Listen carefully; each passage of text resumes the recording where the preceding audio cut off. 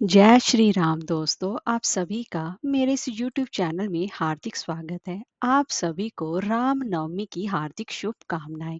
दोस्तों, आज की इस वीडियो में मैं आपको राम नवमी की व्रत कथा का रसपान कराने जा रही हूँ। तो चलिए वीडियो शुरू करते हैं। दोस्तों, भय प्रगट कृपाला, दीन दयाला कौशल्या हितकारी, हर्षित महतारी मुनि मनहारी, अद्भुत रूप विचारी। जगत पालन करता श्री विष्णु जी ने अपने सातवें अवतार मर्यादा पुरुषोत्तम श्री रामचंद्र जी के रूप में अनेकों अविश्वसनीय और अद्भुत लीलाएं रची।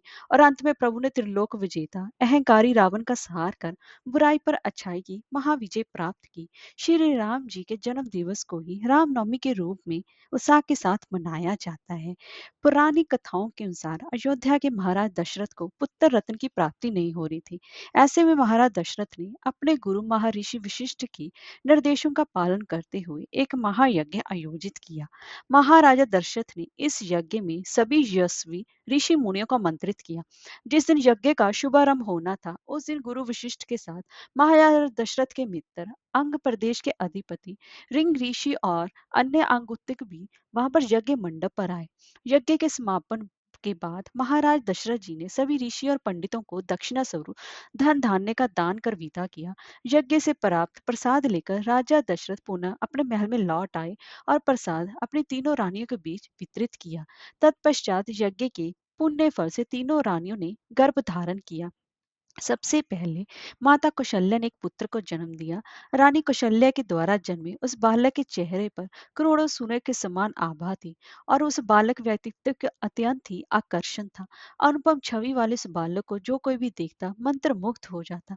चैत्र मास की शुक्ल पक्ष की नौमी तिथि को जन्मा यह बालक कोई और नहीं बल्कि सृष्टि के महानायक श्री विष्णु जी के सप्तम अवतार भगवान श्री राम जी का ही बाल रूप था। माता कौशल्या के बाद अन्य दो रानियों अर्थात माता कैकेयी और माता सुमित्रा ने भी शुभ नक्षत्रों में पुत्रों को जन्म दिया। माता कैकेयी के एक पुत्र अर्थात भरत हुए एवं माता सुमित्रा के दो पुत्र लक्ष्मण एवं शत्रुघ्न हुए।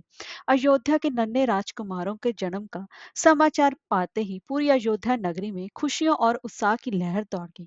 गीत संगीत जैसे समारोह से राजा दशरथ के चारों पुत्रों का स्वागत करते हुए उनका जन्म दिवस मनाया गया। वहीं देवताओं ने भी इस उत्सव में भाग लेने के लिए इन नन्हे राजकुमारों को नमन किया और आकाश से अनगिनत पुष्पों की वर्षा कर उनका स्वागत करते हुए अपनी प्रसन्नता जताई। शीघ्र ही चारों पुत्रों का नामकरण संस्कार महर्षि वशिष्ठ जी के द्वारा किया गया तथा उनके नाम रामचंद्र, भरत, लक्ष्मण और शत्रुघ्न रखे गए। अत्यंत विलक्षण प्रतिभा के धनी श्री राम अल्पकाल में ही अयोध्या वासियों के प्रिय हो गए। उन्हें सभी प्रकार के अस्त्र शस्त्र चलाने में असाधारण निपुणता प्राप्त हो गई। वे निरंतर माता पिता और गुरुजनों की सेवा में ही लगे रहते थे। श्री विष्णु जी के सातवें महाअवतार के रूप में जन्मे श्री राम जी ने अपने जीवन काल में अनेकों महान और धर्मपरायण कार्य किए। चाहे सीता स्वयंवर में धनुष तोड़ना हो या महाबली बाली का वध कर सुग्रीव की सहायता करना हो।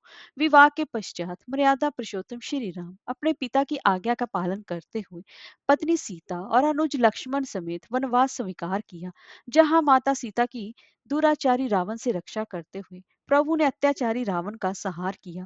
ये वही राम है जो स्वयं जगत के पालनहार है और दुर्लभ शक्तियों के स्वामी हैं, किंतु उन्होंने एक सामान्य मनुष्य जीवन का एक अद्भुत उदाहरण प्रस्तुत किया। युगों युगों के बाद आज भी श्री रामचंद्र के आदर्श व्यक्तित्व, धैर्य, निष्ठा, त्याग व पराक्रम को श्रद्धा और सम्मान देते हुए रामनवमी के दिन उनका जन्म उत्सव मनाया जाता है। जय श्री राम।